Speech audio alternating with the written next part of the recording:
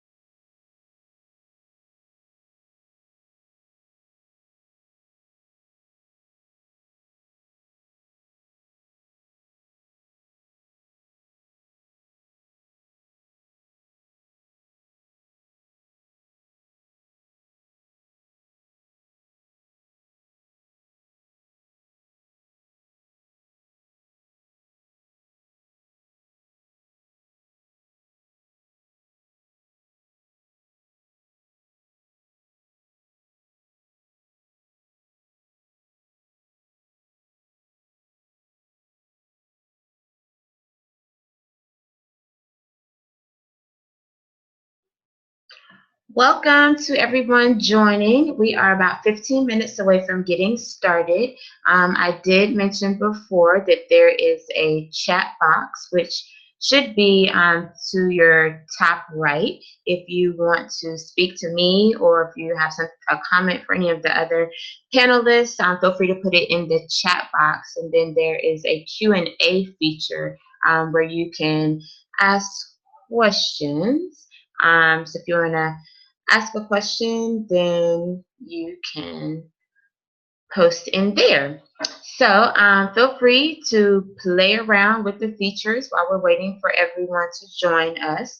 This is a webinar, so we'll be doing a screen share, and I'll be going back and forth between a couple of different applications. But at the end of this, well, sometime tomorrow, you will get a copy of the video presentation. So you don't have to take notes or worry about getting everything tonight, because you will get this through the email that you registered with.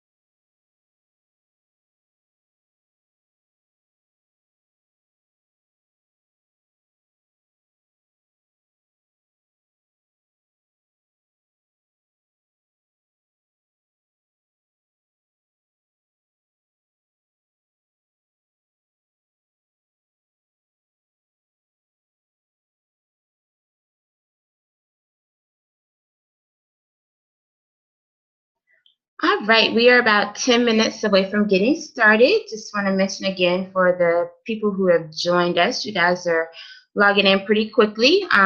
There's a chat feature if you want to chat with me or with some of the other participants. And there's also a Q&A feature if you want to ask questions.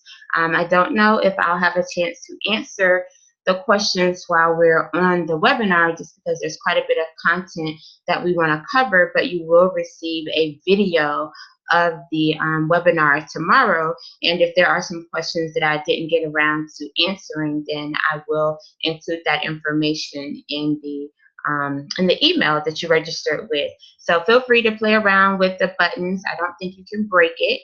And if you get logged out, just log back in. But we should be starting in less than 10 minutes.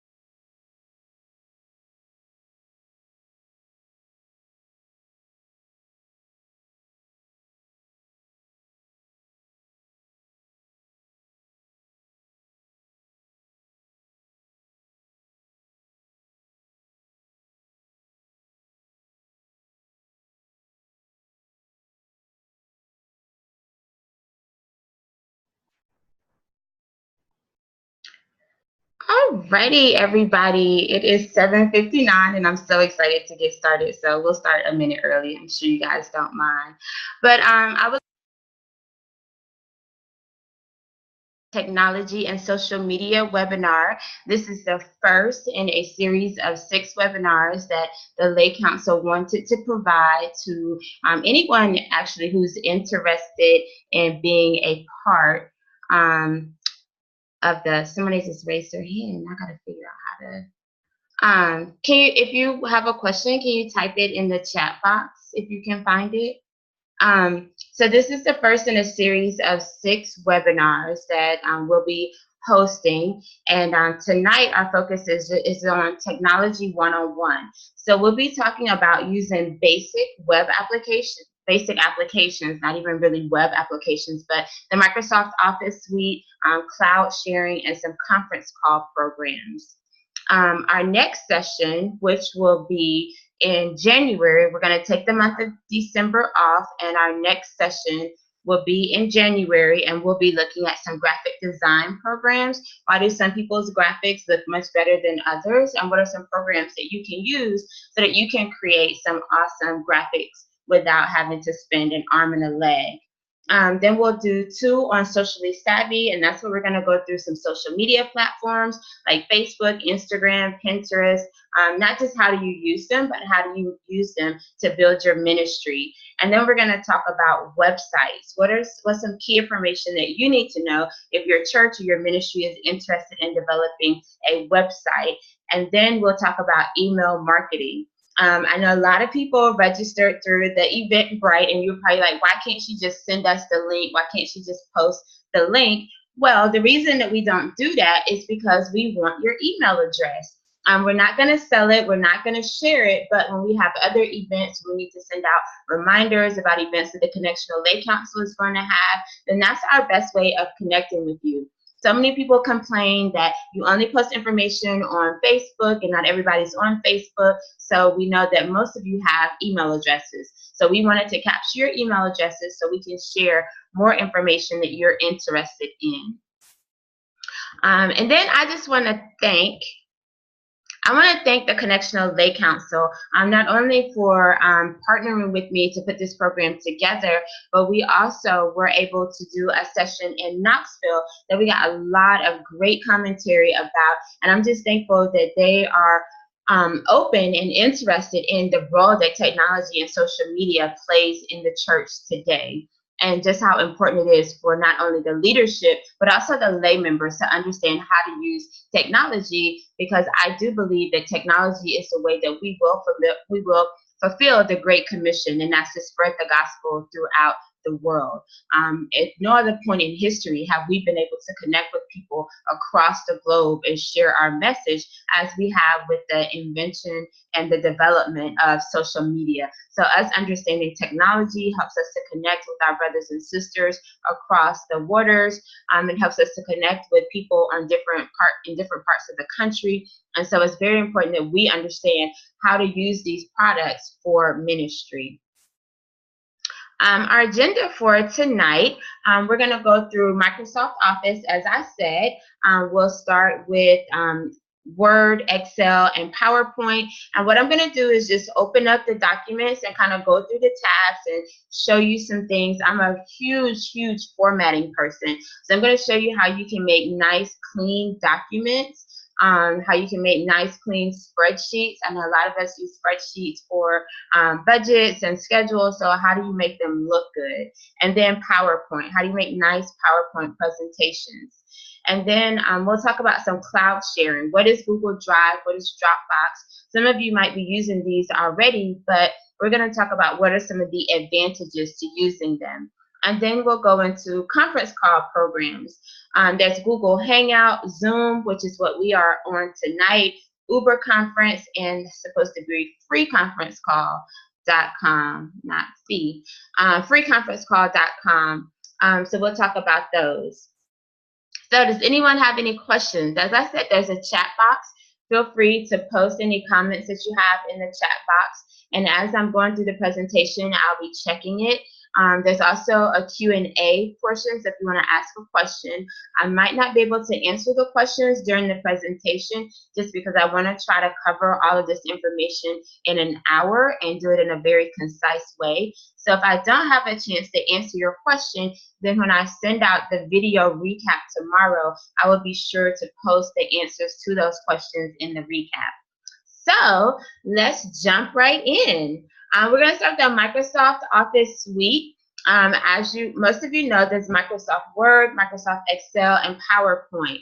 I've seen people do some funky stuff in Word. I've seen them do some funky stuff in Excel, mainly because they're in PowerPoint, mainly because they're trying to use them to do things that the other projects should be doing.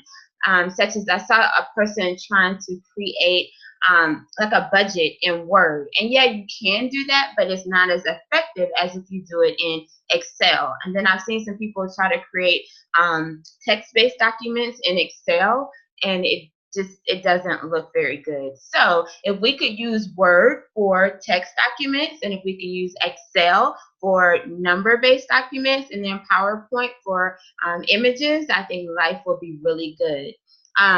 To compare products, so if you're interested in purchasing the Office Suite and you haven't already, let's see. So you can compare, and the links will be in the presentation that I send out. You can compare the products. So I use the Office 365 Personal.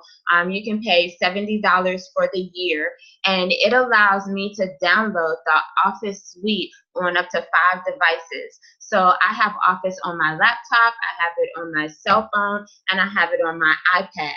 So when I save documents in Word, if I'm traveling somewhere and I want to edit a document, then I can pull it up in Word on my tablet or my iPhone, or if someone sends me something via email and I want to look at it, I can look at it through any of those devices. So you can get the Office Home if you need more than one user. So if it's you and maybe 2 or 3 other people who will need user IDs, then you can purchase the Home version for $99.99 or $100 for the year. Or if you just want to do the monthly subscription, you can do that also.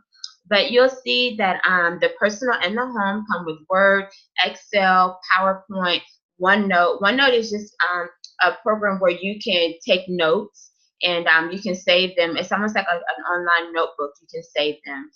Outlook is the email platform. Publisher is for more advanced like graphic design, and that's something that we'll talk about in the next session. And then Access. And Access is kind of like a CRM type program, and I doubt we'll get to that during this series. But if you're interested, then you can just go to Microsoft.com and go to the store, and you're able to purchase them. Or you can purchase them in your Walmart or a home office store like Staples or Office Depot. So, so let's look at Microsoft Word. So if you want to type a letter, let's say, "Dear Mom, I had a great time at camp this summer. Can't wait to go back. Love, Lakeisha." So what are some things that we can do with that? With this, when you highlight the text, you can change your fonts. If you do it this way, then you can scroll down through your fonts and you can see what the different fonts look like. And typically your text will go across the page and you'll be able to see how the different fonts look. You can also change the size of the font, but a shortcut is if you know you just want to make it one bigger, then you just go up or twice, or if you want to go down. You can also use this if you want to change it to all uppercase, so without having to go back and type it all over. But don't do that, because most of the time when you type in all uppercase, it looks like you're screaming at people, and people don't really like that. But if you're doing like a title or something and you don't want to go back and change all of the words, or if you want to do everything in lowercase, so that's what that does. If you want to do a toggle case, if you're trying to make something look kind of funky, but it didn't do that, or if you want to capitalize each word. This is if you want to clear all of the formatting. Of course, bold, italicize, underline. If you want to strike through your text, so if you're making a list and you want to strike through what's already been done. Of course, we have our subscripts. If you want to highlight text, you can highlight in different colors and then change it. If you want to change the color of your text, then you can definitely do that. Let's go back and highlight. All right. So you can change the text. Of course, if you want to do bullets, and you can change your bullets. So if you want to define a new bullet, you can find different symbols that you want to use. So you have all of these symbols in here. So if you want to make a fun looking document and use different symbols, then you just pick one.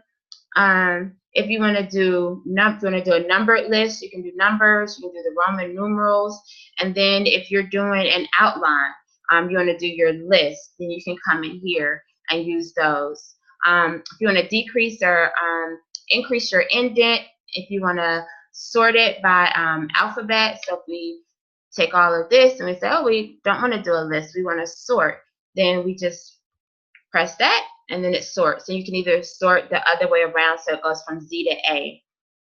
Of course, left align, center, right.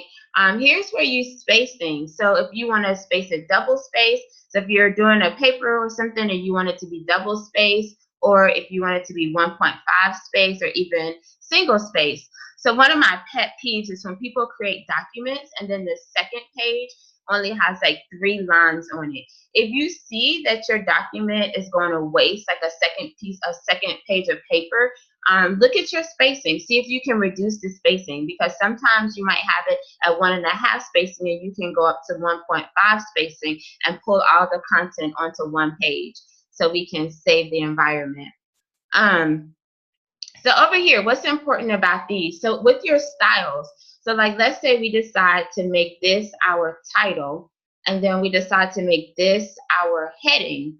If you decide to insert a table of content, then your table of content will automatically recognize that you have a heading group. So you can go into here, you can insert a table of contents, and you'll see that you can call it whatever you want. So if you want to call it table, and then everything that's highlighted as heading 1 would be listed, and then the page number. So that's really cool for people. I've seen people who've tried to go through and manually do page numbers, and that can be really difficult because if something shifts, then your whole table is thrown off. You can even make this, heading 2, and then some of the tables will recognize up to 2 headings. So you can go in and you update your table, and you want to update the entire table, and you'll see that it'll automatically add your second heading as well. So that's really cool. When you're doing a document and you have your heading, and then if you say by, Lakeisha Womack, and then you want to add that as your subtitle so that it looks really cool. Then we can go over to design, and design, which is really awesome. You can decide, if you want to make it basic elegant, if you want to make it basic simple, basic stylish. So you can go through all the different designs to see what you want it to look like. And then you can even choose the color scheme that you want to use. So if you want to go with a red and gold, which is what I usually use for Yakum. This is a brand that I work with, there's this like pink and gray. So if you want to add like custom colors, then you just click custom colors, and then it lets you go in and set the colors that you'll be using. So let's say you're doing some work for the Lake Council, and you know that you always want to use like the golds and the black, but every time you have to go in and change those colors. Well, you can create a color scheme for whatever the brand is that you're working on, and you name it. And then when you get ready to set your colors, then you just go through and pick that one out. And you can also do the same thing with your fonts. So you can change the different fonts. So you're not having to go in and change it individually for each of those, which I think is really, really cool. Then we can do insert. So like, let's say, you want to insert a page break. I've seen people who will go in and they start spacing until they get to the next page. Well, you really don't have to do that. You can insert page break and it automatically does it for you. And then you don't have all of those spaces in your document. You can also insert a blank page if you want to skip a page. You can insert a cover page. So we have like these cool different covers that you can choose from. And again, they blend with whatever color scheme that you've been working with. Let's say we want to add a picture. You can add a picture so it goes through the files that are on your computer to find a logo. So like if we want to put the Amy Zion logo on here, quickly, how do we change the logos? Whatever you do, if you're changing a logo, don't do this and don't do this, because what you're doing is you're stretching it out. And that's how you end up with really distorted logos. So sometimes you see people's pictures and they look like their face is like spread like that, or they have a really long head. If you're editing an image, always pull by the corners because that keeps it proportionate. And so then you'll have a nice logo that's smaller, but it's the same proportion as it should have been. So as you see, like this one is not really moving. So if you need to move your logo around, you click on wrap text and you want it in front of the text, and then that allows you to move it around, and then you can place it where you want to place it. So you see these green lines? These green lines tell you where your margins are.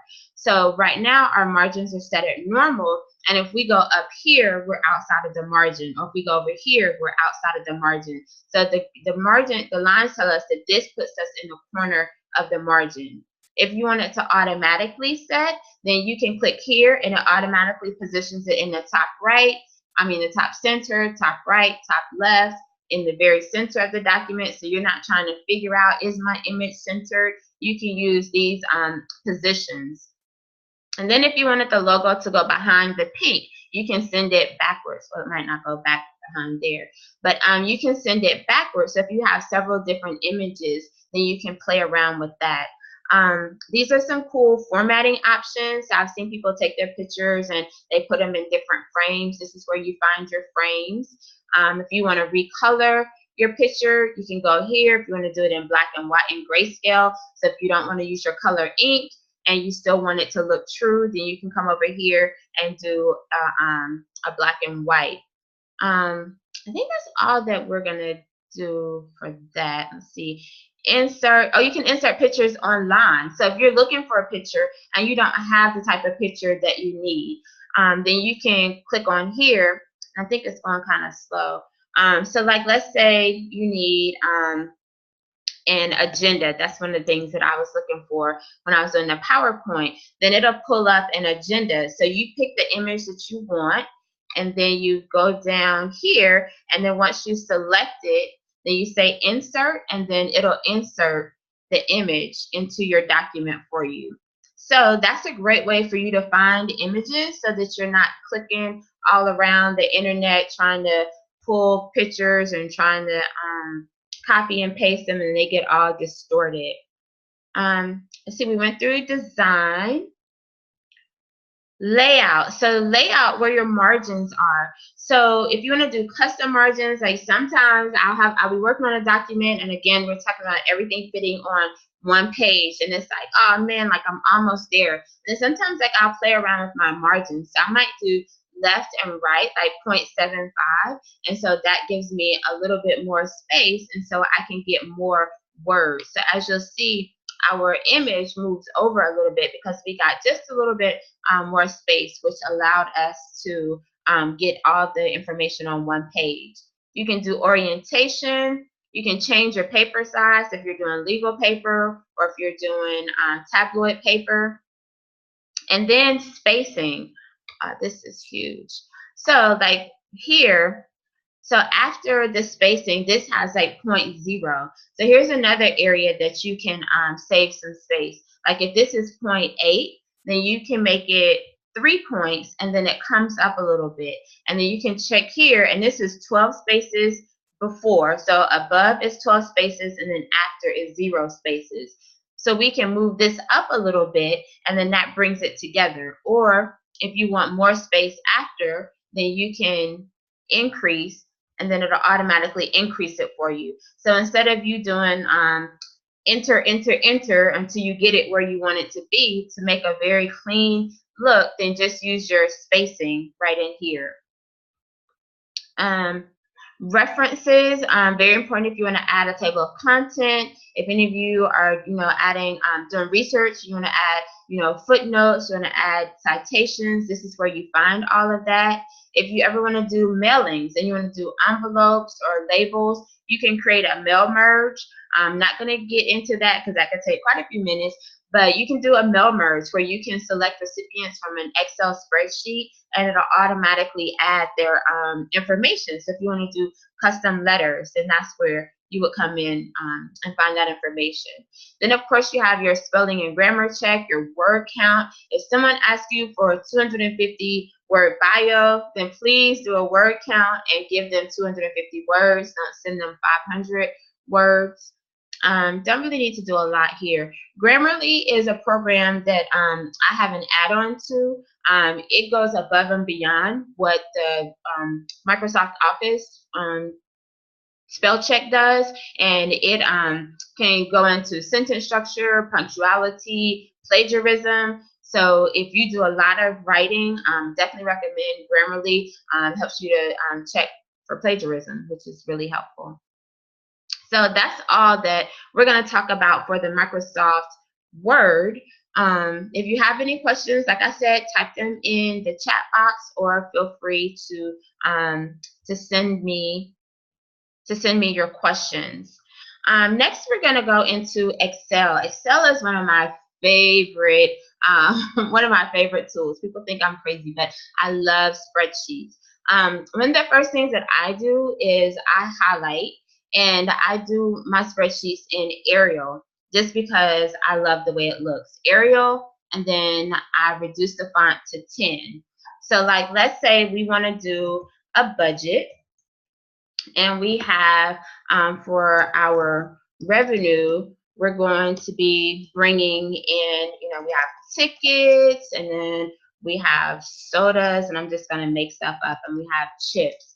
And then for our expenses, we have a band, we have a facility, we have people that we have to pay, and then we have snacks that we have to buy.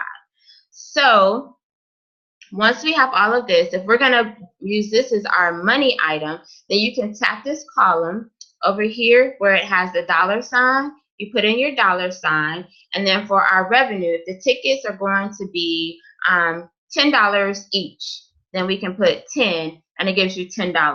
Well, if you know that you want to sell 300 tickets, you can say equal 10 times 300, and it gives you a number. For your sodas, if you're planning on selling the sodas at 50 cents each and you want to sell 100, and then with your chips, you want to do 50 bags at 25 cents each. So you can do it that way, or you can say we're going to have 10, what was our number? We're going to have $10 tickets, and then they're going to be $300 each. You can do it this way, and you can have the sales to calculate for you. So the star is going to be the multiplication, and then you put that. So what's the reason for doing it this way versus doing it the other way? Well, let's say things are changing. Things are changing. You don't know, I put $300 tickets, right? Things are changing, and you don't know how many people are planning on coming, but you know that the ticket is going to be $10. Well, to see how your budget changes, you can put 250 in, you can put 200 in, and it automatically does the calculations for you. Versus if you have it over here, then every time you have to go into your formula bar and make the change. So let's see, we had 100 bags at 50 cents, so we'll do 50 and 100. And then over here, we were doing chips 25 cents, and we had 50. So you don't want to have to keep doing the formula over and over. So you take it, and when you see the little cross, you drag it down, and it automatically computes for you. So now we're trying to figure out how much money are we going to make. So you highlight all the cells, and you leave one empty cell, and you do an auto sum, and it automatically calculates for you. And it'll do the same thing with this one. Cool thing, like let's say we decide we can sell 200 bags of 200 sodas, then you'll see how it automatically changes the numbers for you. And so why is that helpful for us? Well, if we know the band is $200, the facility is $250, we got to pay the people $500, and we're spending $60 on snacks. So we know what this number is, and then we can see as these numbers change, are we going to be profitable? Are we going to make any money? So you can also calculate your profit. So you can say equal, and so you always start your formula with equal, and then you highlight the cell, and then you subtract your expense, and then it shows you. So like let's say only 100 people decide they're coming. We can see how that affects our profit, which is really cool. So you can do copy and pasting in here, of course, the bolding, the underlining. You can center the text. So if you want this to be centered, then you can do that. Or if you want it to be to the left, you can fix all of that. You can merge fields. So if you have revenue and you want it to go across here, then you do merge and center, and then it'll go across those cells. So instead of you stretching out the cell to try to get all the content to look like it's together, then you can do the merge feature. You can also do percentages. So if we want to say, you know, what percentage of our profit, so to do a percent, then you do this, and instead of it being a $, then you make it a percent. So that's what your percent does in here. If you have, let's say, 200.50, but you want to round it, then you can round it to more decimal places, less decimal places. So if you don't want to show over here where you have all the zeros, then you can pull those in. You can always, so if you forgot and you wanted to add something, you can always insert a well, I just deleted it, huh? So undo, very popular. You can always undo what you just did. You can insert a column if you need to put something in between. Of course, we have our delete. Let's see, what are some, we're not getting into all of that tonight. Page layout. So again, if you want to change your margins, if you want to change your orientation, and the way you can tell what this will look like when you print it is if you do your print preview, then this is going to show you what it would look like if you decided to print it. And so sometimes you'll have a lot of information, and sometimes you'll have a little information. So you can decide if you want it to be landscape or if you want it to be portrait. So I think that covers the basics. We're not going to get into all the other formulas, but there's a lot that you can do. How do you get? So to get Grammarly, it's an online platform. You go to Grammarly.com, and then it'll give you the integration. And Grammarly integrates with your email. It even integrates with Facebook. So when I'm typing a message on Facebook, then it'll checks my spelling and my grammar on there too. So if you're really into grammar, then that's huge. That was one of the questions in the chat. So yeah, so we have like all of this information that you can play around with it. But I think the basic thing that that you all need to know is how to do the math part. Because if you're doing budgets and doing budget presentations, then you don't want to be sitting there trying to calculate everything. Because that can take a lot of time. So you can even do January, February if you're doing like a monthly cash flow, and instead of typing it all the way out, you highlight those two, and you see it'll take you all the way out to December. And then let's say for January, you know, it's $100, $100. You're tired of typing $100, you just drag it all the way across, and you get $100. And if you have a couple of other fields that are $100, you drag it down, and it populates. So prayerfully, that will save somebody a whole lot of time.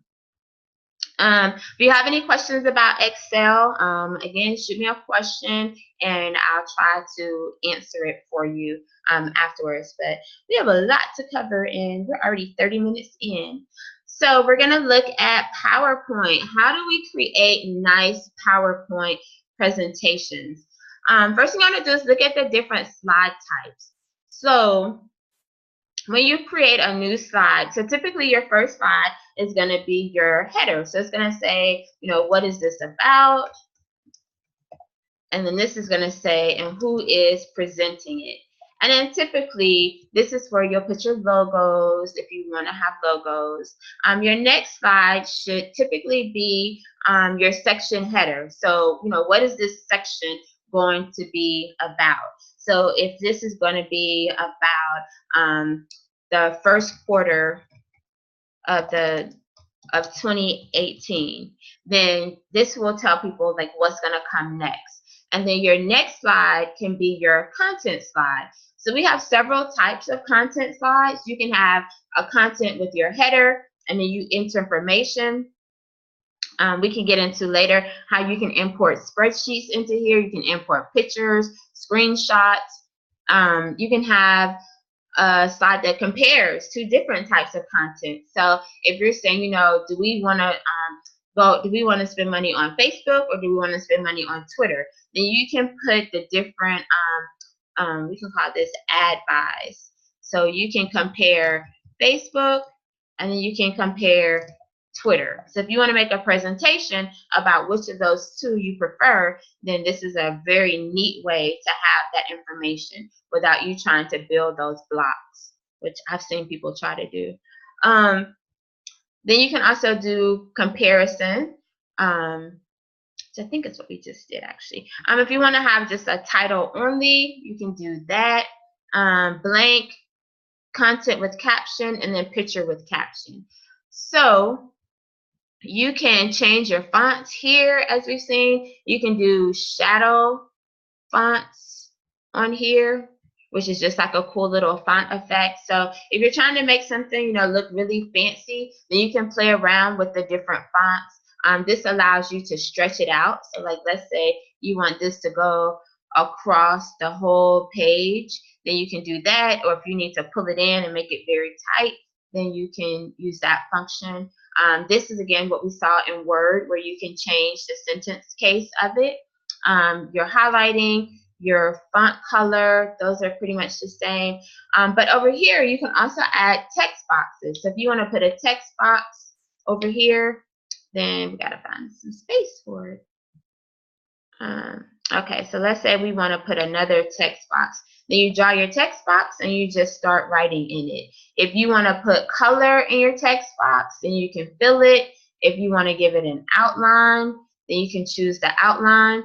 But so if you have a blank slide, so like let's say we have a blank slide and we want to make something instead of it being already created.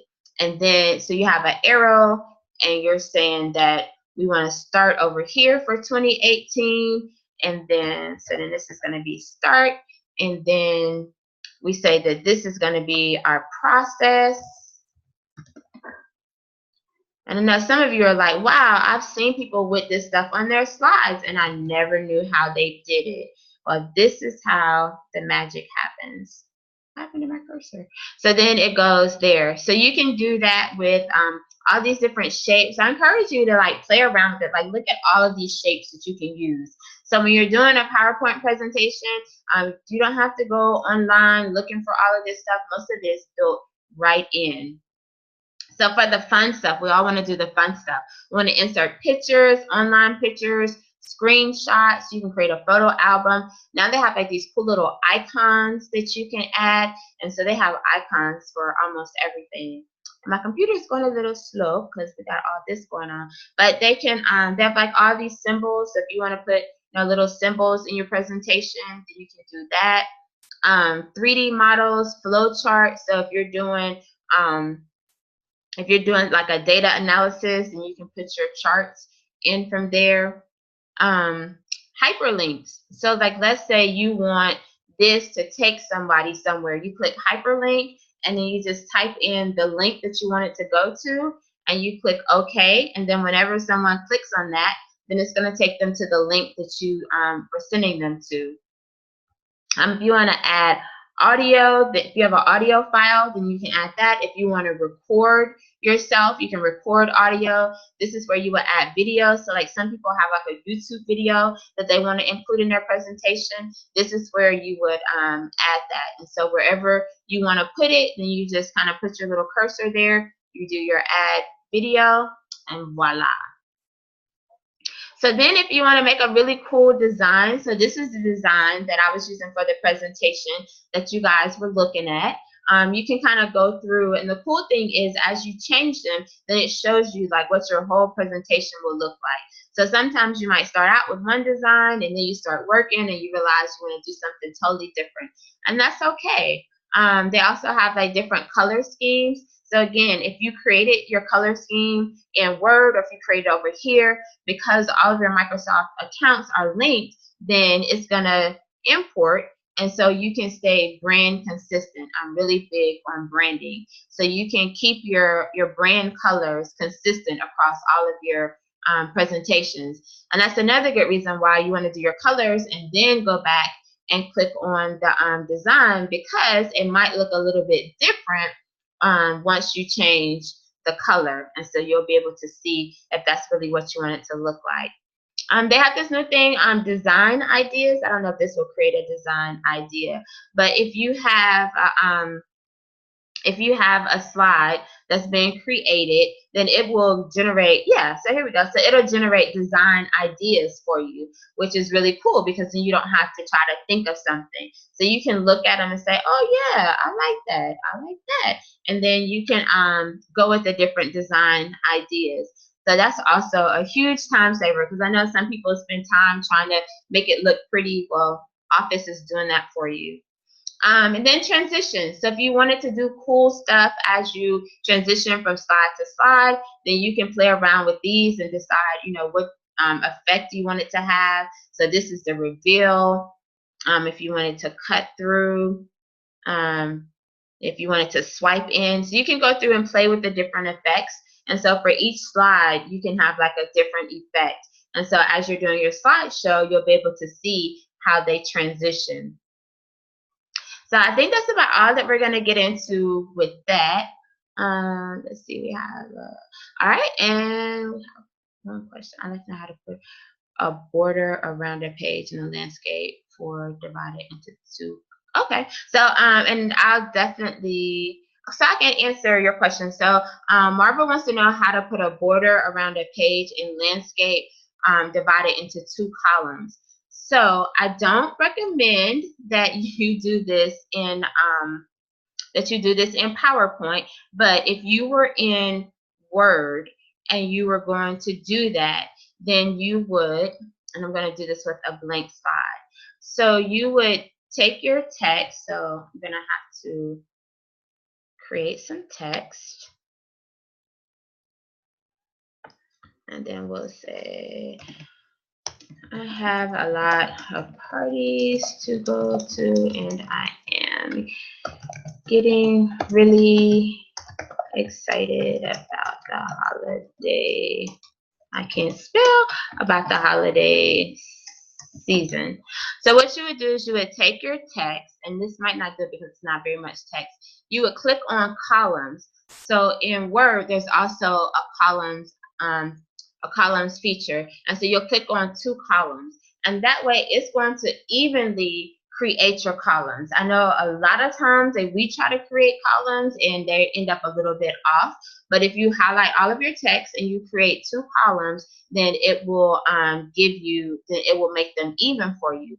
And then if you want to put a border around it, then what you'll need to do is create a box, and they have boxes just like this over in Word.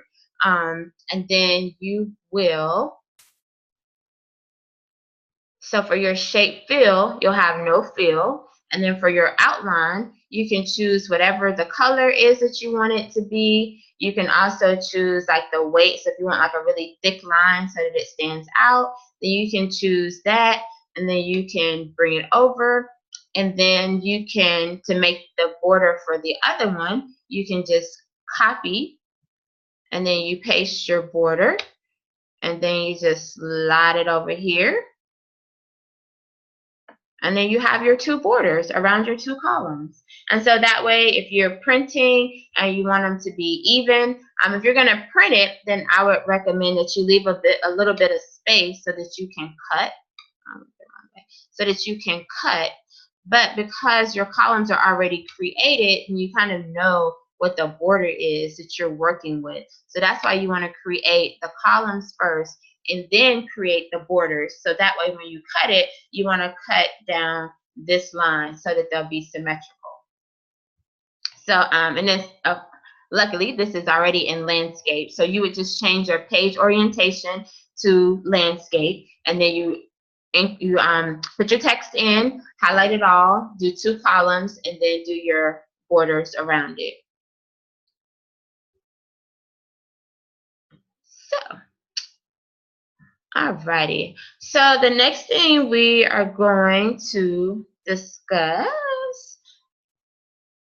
let's see. So we got through the Microsoft Office suite. Again, if you have any questions, oh, one other really cool thing about Microsoft Office. So if you create this and you're like, oh, wow, you know, this is like really pretty, I'm going to share this on Facebook. You can do save as. So if you save this as PowerPoint, you can't share it on Facebook. But if you save it as a JPEG or a PNG file, then it essentially saves it as a picture. So if you're making like a flyer for an event and you want to do it in PowerPoint, that's like that's like a cheat that a lot of people use. Like instead of buying like a graphic design software, then they just create designs in PowerPoint, and then you save it as a JPEG. And as you know, you can upload JPEGs as a picture image to Facebook, Twitter, Instagram. So the only thing you have to worry about is just making sure that the size is the right size. But you can save it as a JPEG or a PNG. A JPEG is a more compressed version of a picture file, and then usually a PNG file is a larger file. If you add video, then you're going to want to save it as an PEG4 video file or a Windows Media video file so that the video actually plays. If you save it as a PDF, then it's only going to be like for print or for handouts, and the videos won't be included. Or you won't be able to share it on Facebook as an image. It'll share it as a file so someone can click on it and open it, but they won't be able to see your pretty picture.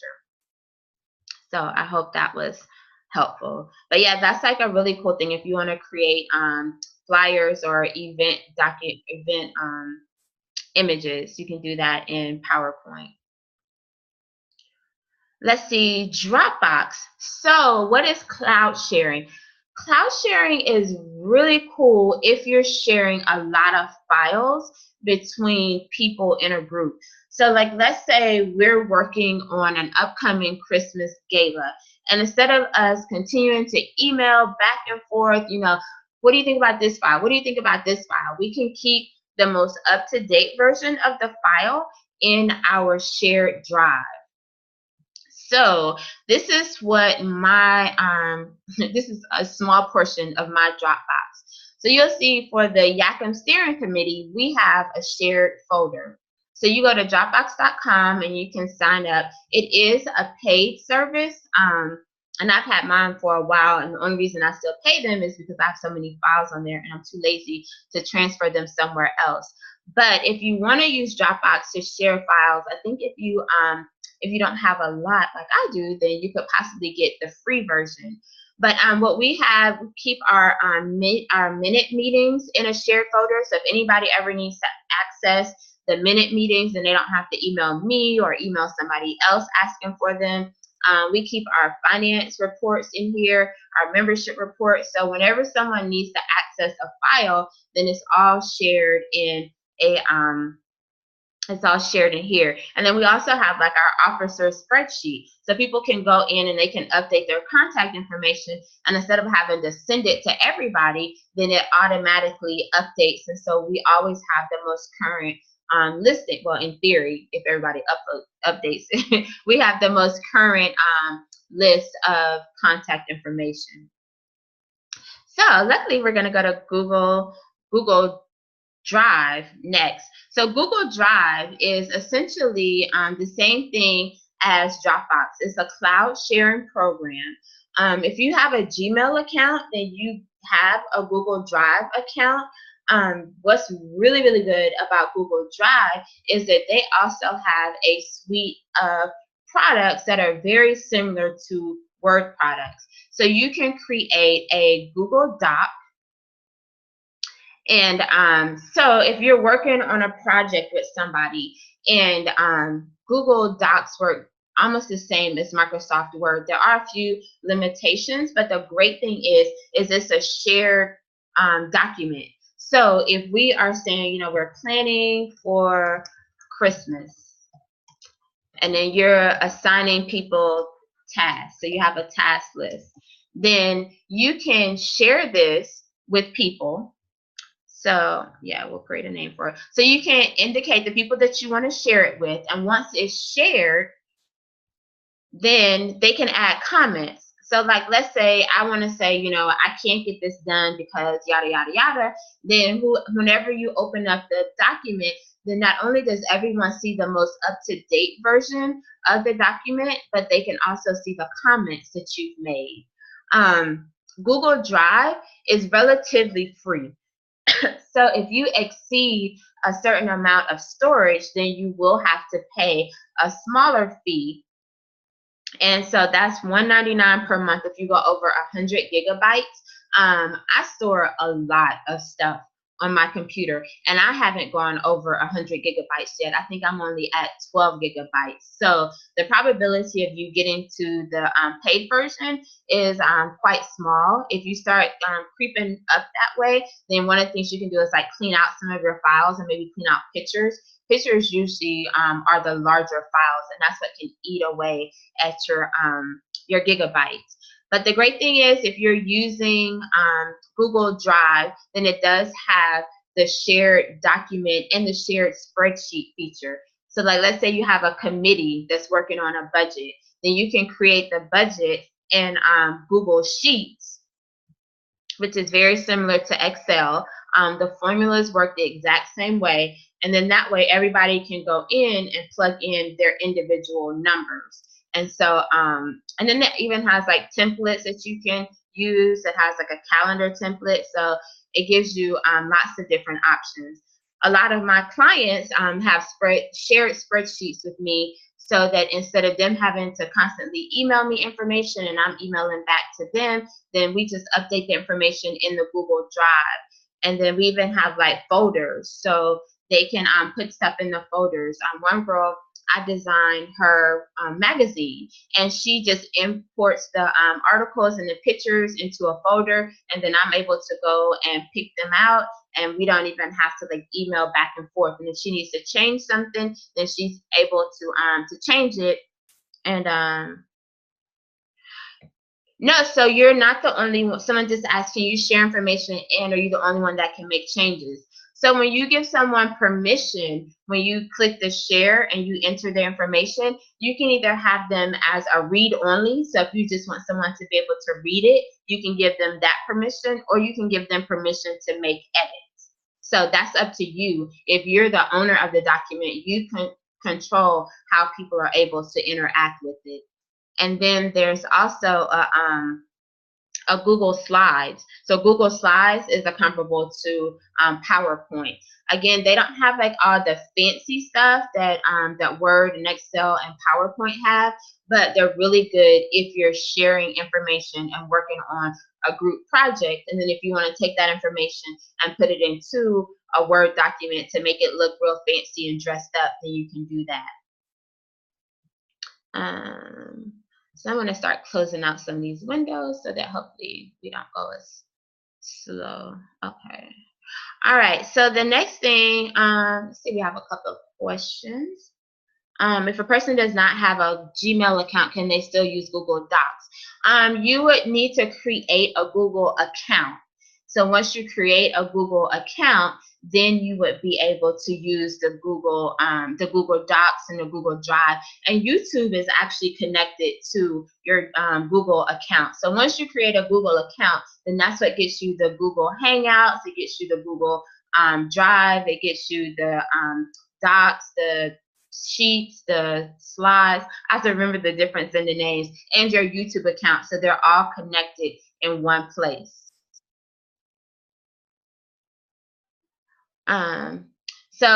Going back, Google Drive is relatively free. Dropbox you have to pay for. The other really cool thing about both of them is that you can also have the folders on your desktop. So I don't have to go to Dropbox every time to save something. I don't have to go to Google Drive every time to save something. So I have Google Drive on my desktop. So when I save something to Google Drive, I just save it into one of these folders, and then it automatically is available. And then the same thing with my Dropbox. When I save something in Dropbox on my computer, so like let's say, okay, we still have this open. So if we do a save as in our spreadsheet, then I can save it in my Google Drive. So if someone is in a shared folder with you, then they can also see this. So the difference will be with the Google Sheets, they would be able to make edits to it, and it shows in real time. If they open up an Excel or different type of file in your shared folder, but it's not like the Google product, then they could make changes to it, and when they save it, then you'll see the updated version, but you can't see it in real time. And I hope that that makes sense to you guys. So one is like real-time sharing. So like I have one client that we're working on her business plan, and we're both in the Google Docs, and as she's typing something, I can see her typing, and if I'm typing, she can see me typing. But if we have a Word document in a Google Drive folder, we can both look at that same document, but we can't see each other making changes. So hopefully that made sense. Let's see. So the last thing that we're going to look at are the different conference call systems. So I picked out 4 that we're going to look at. Google Hangout. Again, Google Hangout is included with your Google Suite. Uberconference, and I'll show you a really cool feature that I like with them. Free conference call, and then Zoom, which is what we're using tonight. So with the Google Hangouts, all of your contacts in your Gmail are in your Google Hangouts. So if you want to start a new text conversation, you can do that. If you want to make a phone call to someone, if you want to do a video call, you want to send them a message, all of that is in your Google Hangouts. So it's just hangouts.google.com, and if you already have an account with them, then all of that information shows up, and you're able to, I like to use the star method. Yes, you can definitely use your Google Drive to store your monthly minutes and reports. It acts the same way as the Dropbox does. You would just give people that you want to have permission to it, and then only people who have permission would be able to go in and see it and make changes to it. So yes, you can put like your budget in there. So if you need people to submit like expenses, you can have a Google Sheet for them to do that as well. And then if you want to have your meetings by Google Hangout, then you can, plan a video call. So just like we're sitting here, looking at each other, I guess most of y'all are looking at me, then with a video call, like you can see everybody and like their little faces pop up. Uber call was the one I wanted to go to next. The reason I like Uber conference, and it's not going to show it on here, but you know how when you're on a conference call and people are talking and you don't really know who's talking? Uber conference has this really cool feature where it shows you a list of everybody that's on the call.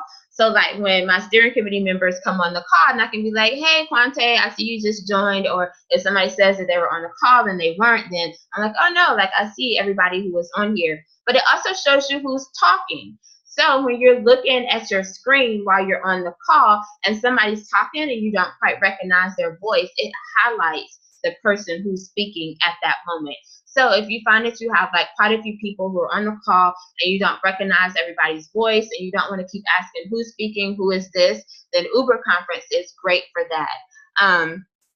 There is a fee if you have like large groups to use Uber Conference, so that's the one drawback, but I love the convenience and knowing who's on the calls, because sometimes I have calls with several clients at one time and I don't know who's talking, and I don't want to be like, hey, so who is this? So I can just look at my screen and figure out who's talking. So that's a really cool feature of uberconference.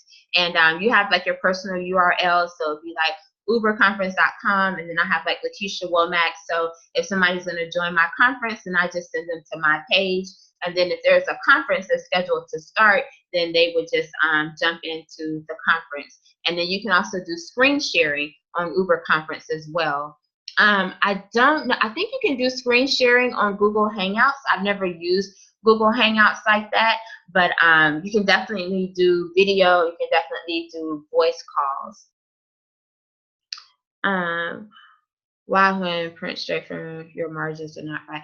Yeah, so like I said, Google Docs is not as functional as Microsoft Word. So I don't always print documents or make, I guess, documents that I'm actually going to use like for presentation from Google Docs. Usually like I'll transfer it over to Microsoft Word, because again, I'm really big on formatting and making everything look nice, and you just don't have that, all those functions in the Google Docs platform. So, you know, you can use Google Docs, and then once you guys get to the final version, then maybe just do a select all and copy and then paste it into your Microsoft Word, and then make it look really pretty, and then just save it in your drive.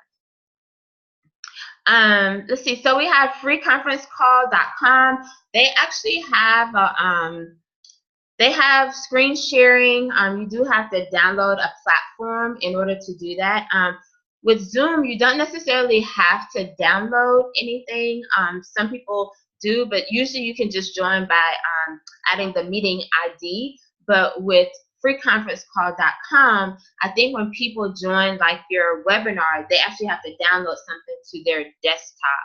And I don't think that it works for me. It hasn't worked as well functionally as Zoom has. So that's why I don't use freeconferencecall.com for their screen sharing platform. But it is great for just regular conference calls if you have a large number of people joining on a conference call. So I know it can get confusing having all these platforms, but again, I use uberconference for small conference calls. If I want to do like a video call, then Google Hangouts is really cool. And then if I want to do like a large call, so like if you're going to have 100 people or more, then freeconferencecall.com is really good for that. Let's see, we have all right. Okay, then the last platform, which is Zoom. Wait a minute. For some reason, my toolbar won't let me get to it.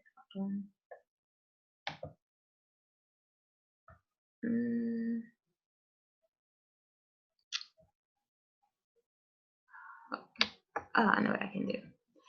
All right, so with Zoom, which is the last one, Zoom allows you to host meetings. You can do webinars. You can have Zoom rooms. So if you're at a meeting location and you want to host a video conference, and you can create a Zoom room. It is a little bit more expensive, but it integrates with Facebook Live. So I didn't do this live tonight just because this is something that the Lake Council is hosting, and we've worked out a specific plan for how we'll be sharing the information. But if you decide to use Zoom, you can, as you're doing your presentation, so like I'm doing now, then it can go live on Facebook and it can go live on YouTube at the same time. So it does have those integrations. It also saves. So at the end of this, it's going to save the file as an audio file, and then it's going to save the file as a video file to my computer. And so from there, you know, I can upload it to YouTube, or I can send it straight out to people. I can do whatever I want to do with it. It allows you to schedule meetings. A lot of different brands are using it to host webinars. So if you have an account, and the account is free, so you can create a free account and you can do like one-on-one video meetings using the platform, and also to be able to record it. So if you're having like an important business conversation and you want to make sure that you capture the information that's being discussed, then it is cool that you're able to record it, so you can always reference back to what was discussed. So I think in like a nutshell, we pretty much covered those.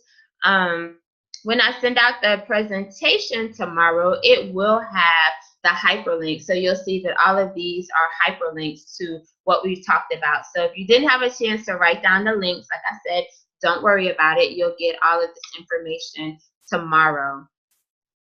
So our next webinar, we're taking a break in December, yay, to give everybody a holiday break, and then we'll be back on January 11th, same time, 8 o'clock.